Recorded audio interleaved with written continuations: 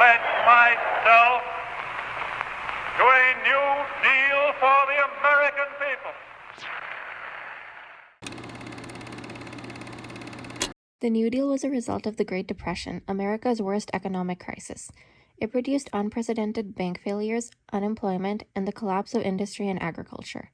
While President Hoover failed to respond to the suffering, ignoring calls for a greater federal role in public effort, President Franklin D. Roosevelt proposed the New Deal as a way of reform. Spotlight on FDR. Franklin D. Roosevelt was the 32nd President of the United States, serving from 1933 to 1944, and was the only president elected to 4 terms. FDR created the New Deal to address the Great Depression. He believed in reform to maintain American capitalism.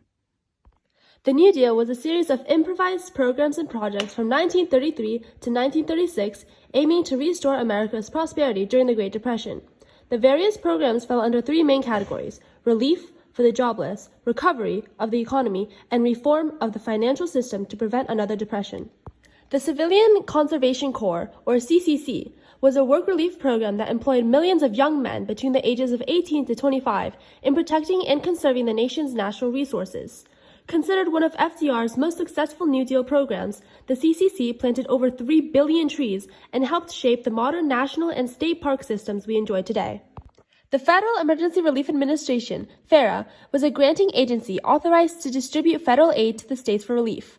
Built on Hoover's Emergency Relief and Construction Act, FERA gave the government a more centralized role in economic recovery by allocating, rather than loaning, funds for direct and state-directed work relief.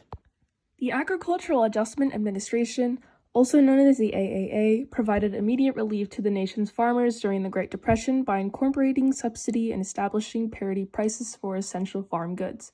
While it helped raise farm incomes, it caused tensions between landlords and tenant farmers.